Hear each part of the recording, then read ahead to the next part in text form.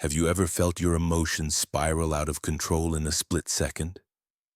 One wrong word, one unfair moment, and suddenly you're lost in anger, fear, or shame. That invisible fire burns hot and fast, leaving regret in its wake.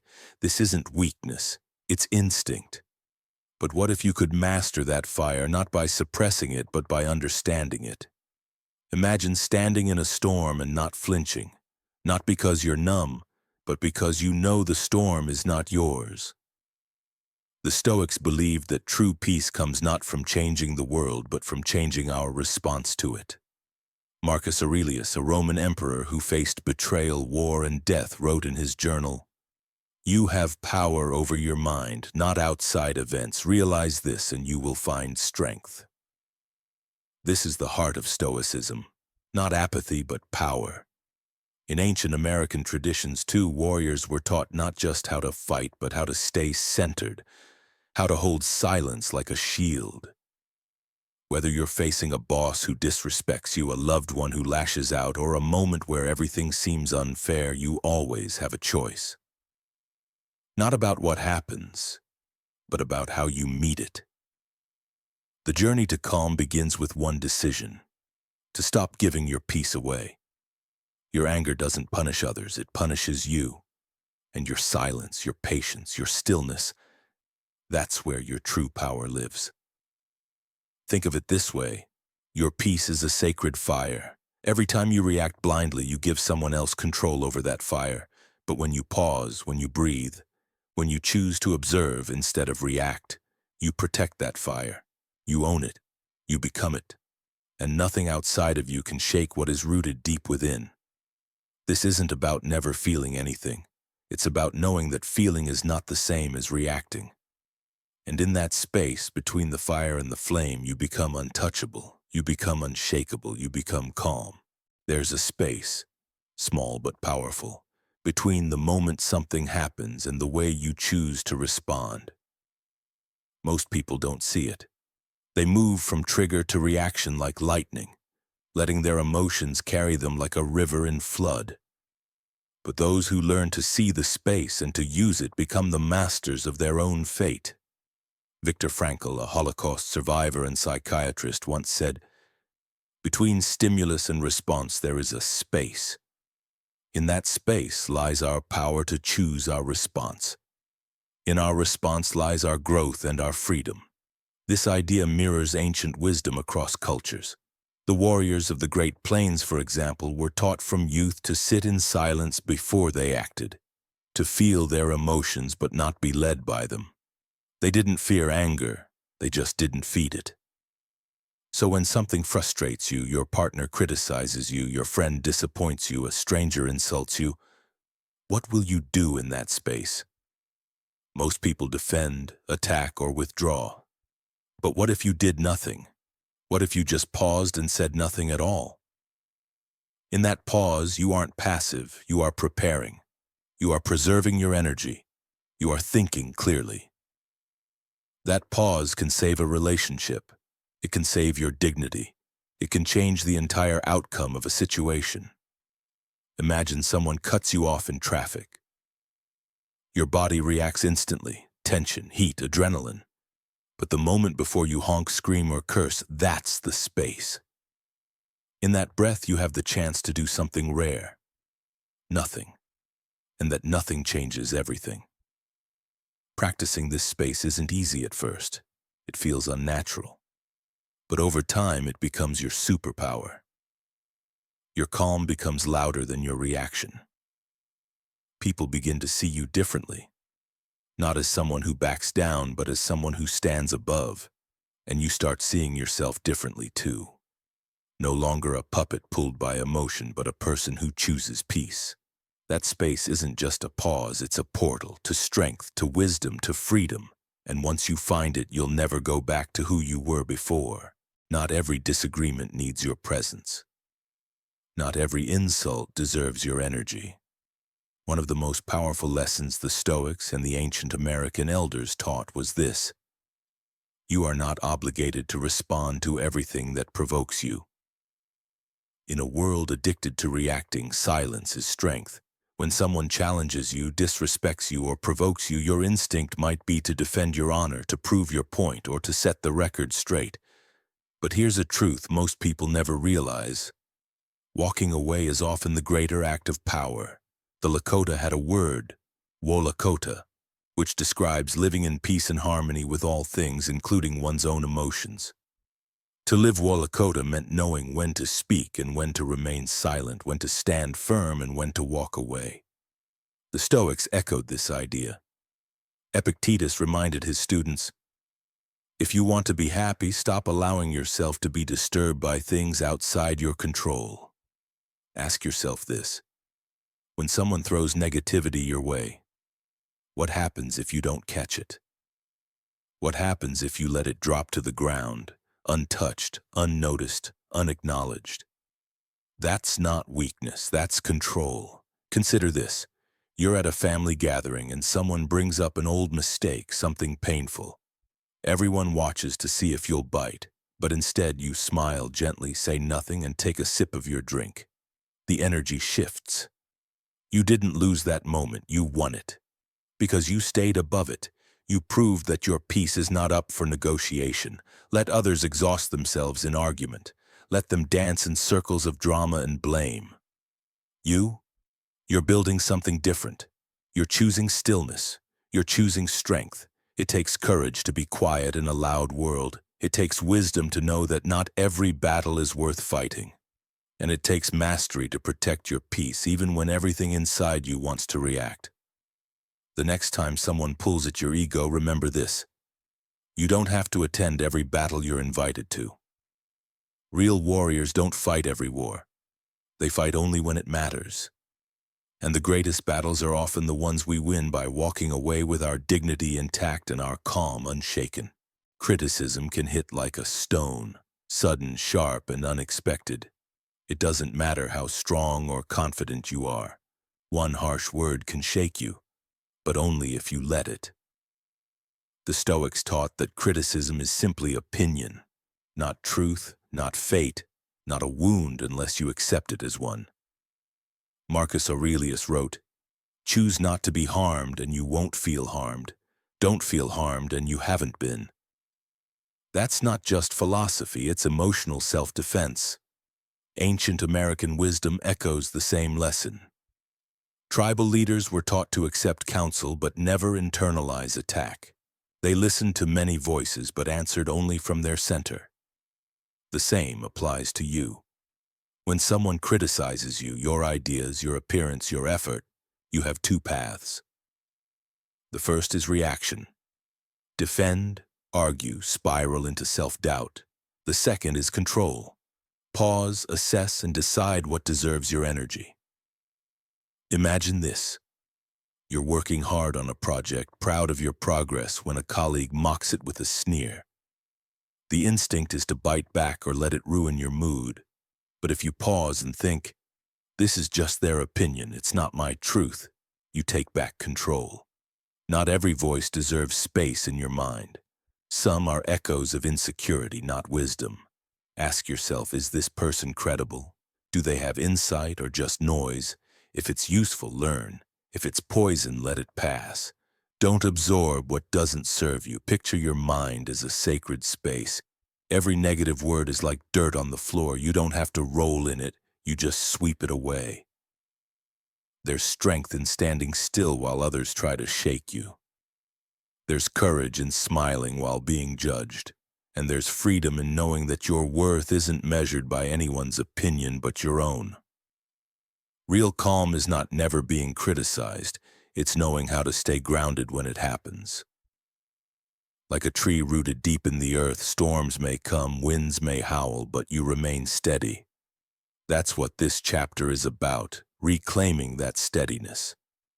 Because no one's judgment has the power to define you unless you give it permission. And you never have to. There's a hidden moment, barely a breath, between emotion and action.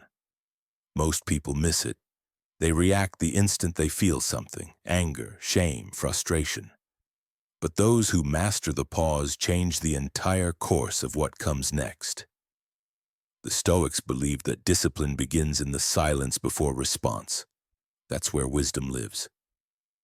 Seneca said, "No man is more unhappy than he who never faces adversity, for he is not permitted to prove himself." The pause gives you that permission to prove your calm in chaos.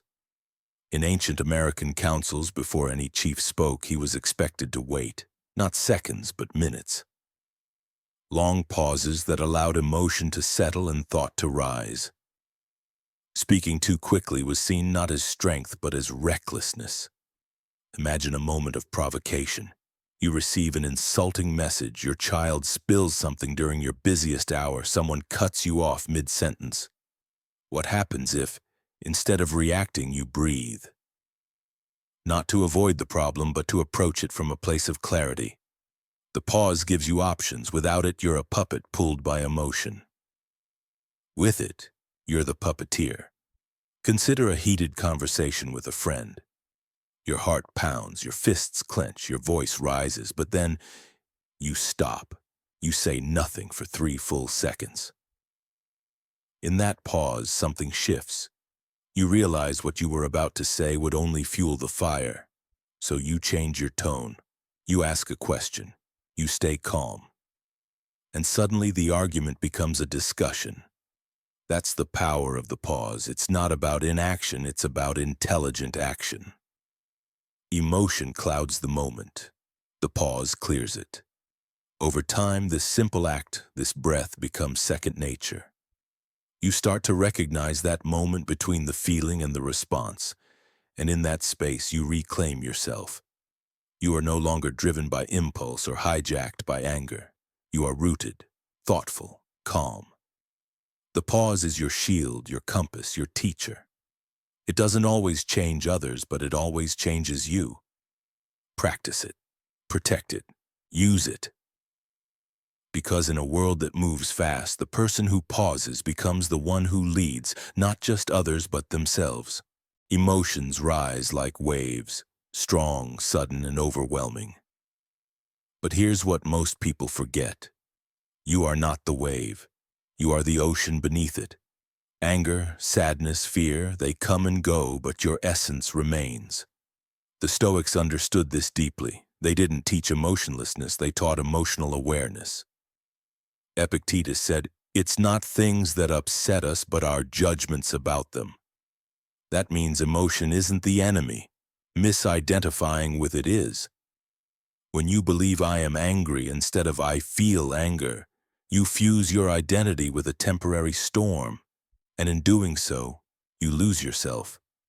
Ancient American tribes had rituals for emotion.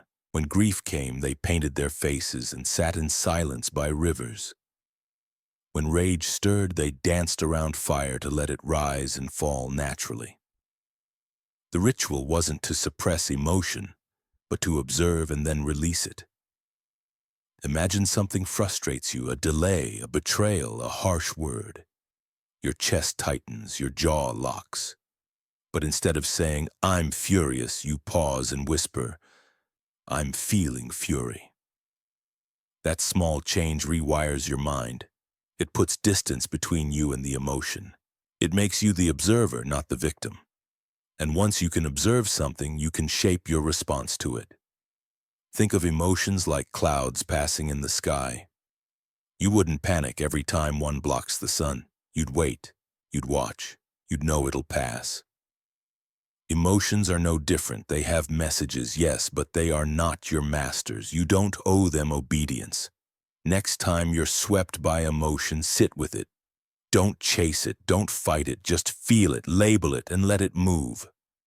This practice builds emotional muscle. Over time, you'll feel emotions just as deeply, but they won't control your decisions, your tone, or your energy. You'll stay centered, steady, rooted, because you've learned the truth. Emotions visit. They do not live here. You do.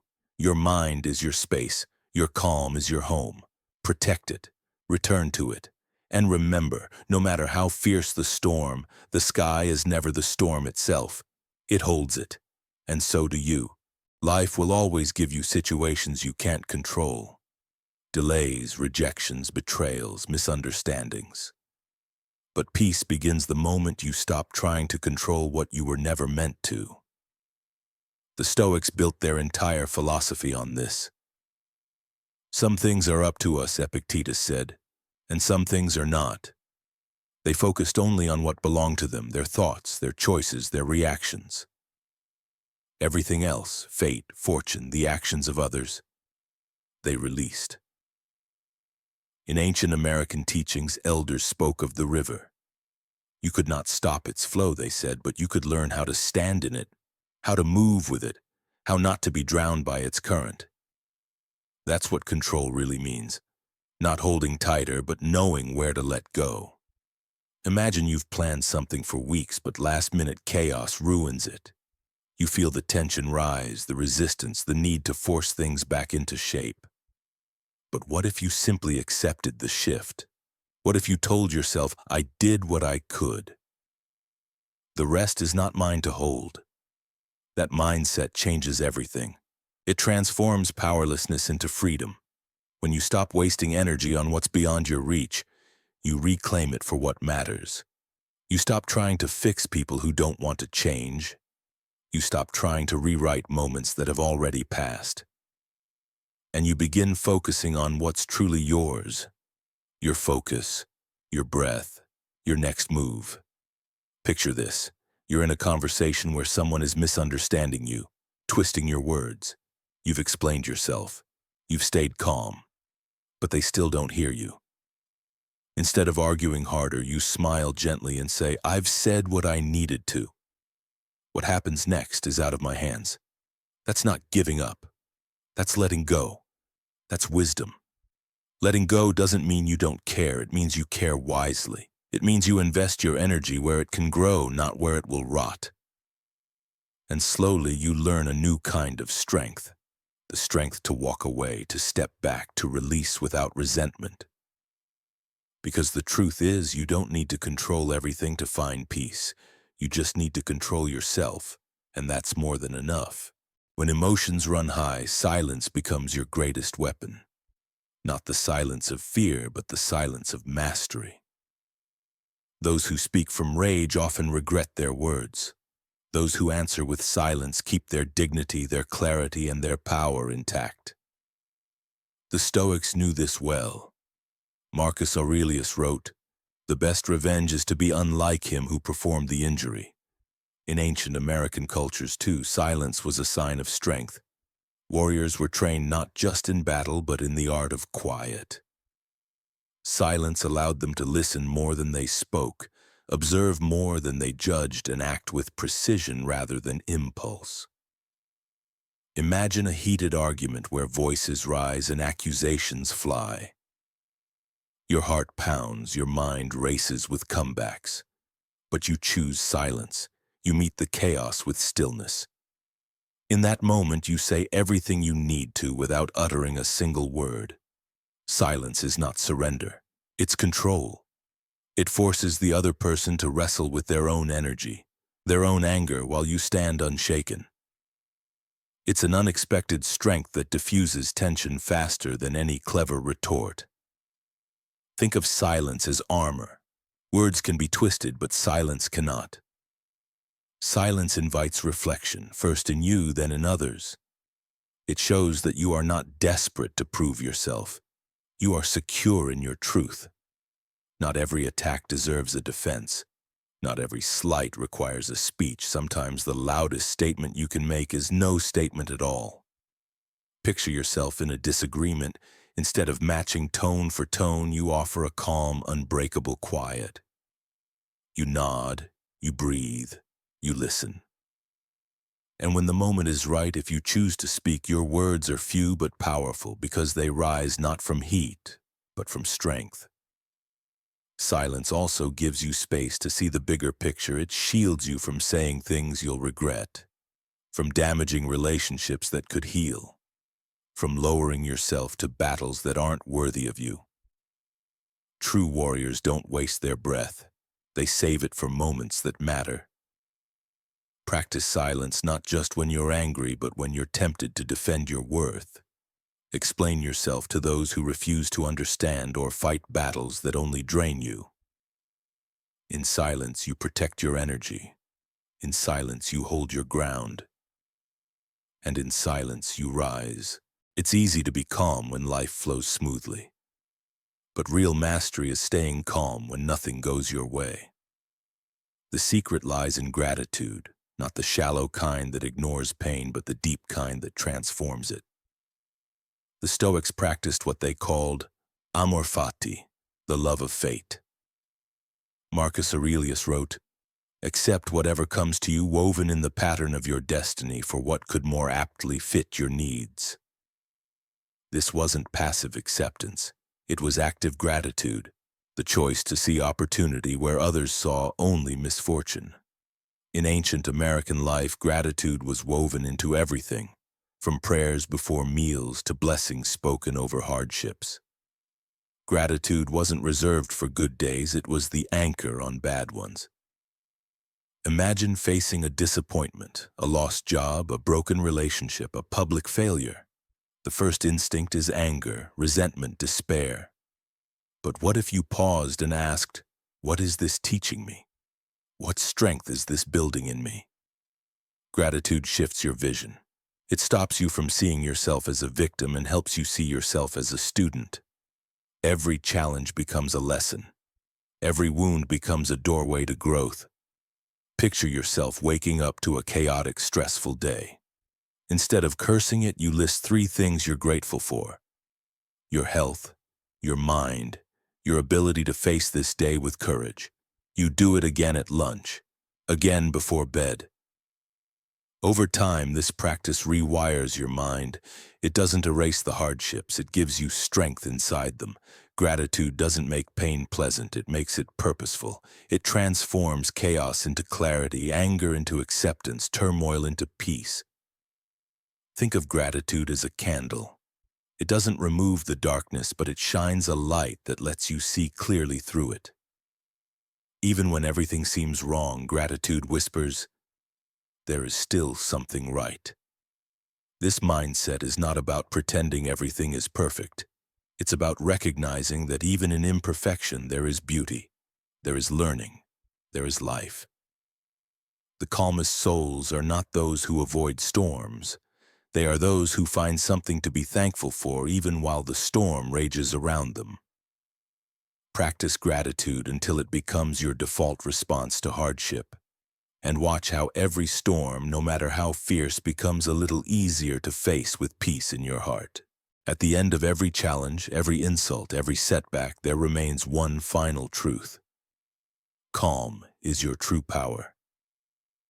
Not the calm that comes from avoidance or ignorance, but the calm that is forged in the fires of experience.